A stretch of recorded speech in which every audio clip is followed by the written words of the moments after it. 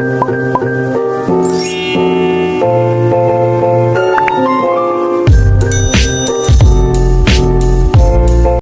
few moments later. A few moments later. Assalamualaikum warahmatullahi wabarakatuh.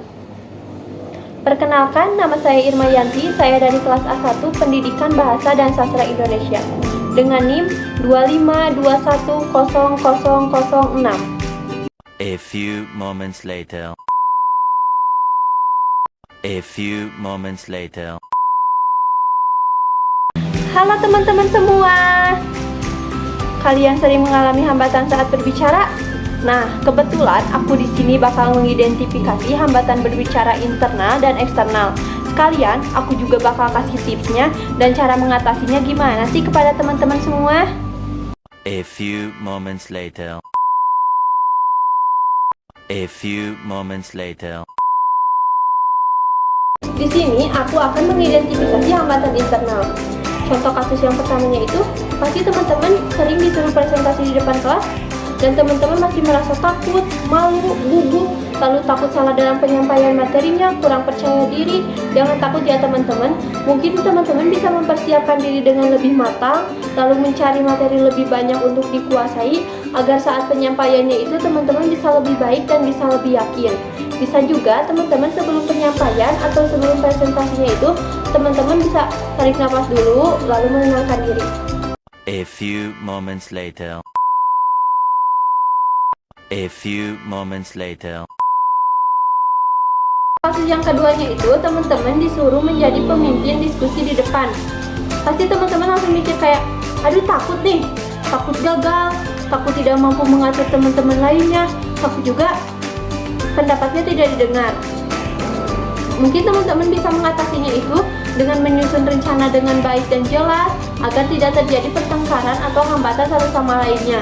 Teman-teman juga bisa mengatur waktunya dan memberi kesempatan bicara saat di depan itu bersama anggotanya.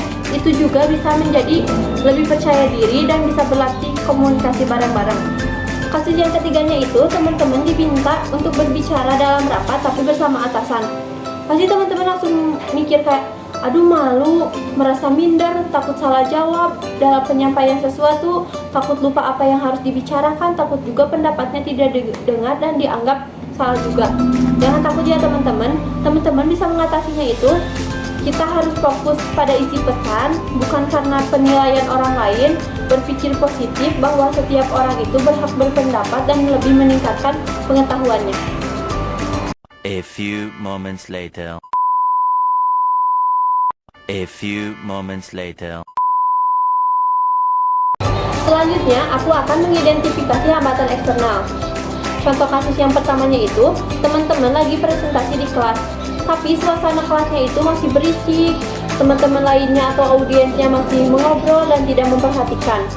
Mungkin teman-teman bisa mengatasinya itu meminta perhatian kepada audiens atau teman-teman lainnya dengan sopan dan santun sebelum presentasi dimulai atau sebelum melanjutkan presentasinya.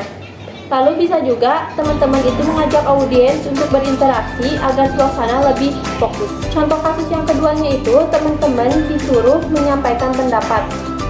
Mungkin hambatannya beberapa orang memotong pembicaraan dan suasananya kurang kondusif.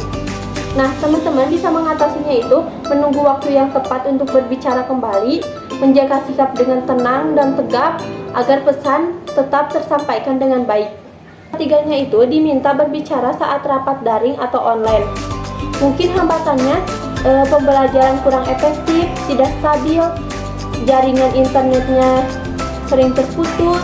Nah, mungkin cara mengatasinya teman-teman bisa kasih peraturannya di awal, lalu mempersiapkan koneksi dan perangkat sebelum rapat dimulai, dan mencatat poin penting agar bisa disampaikan ulang jika perlu. A few moments later. A few moments later. A few moments later. Baik, itu saja yang bisa saya sampaikan. Semoga bermanfaat. Mohon maaf jika ada salah kata. Wassalamualaikum warahmatullahi wabarakatuh.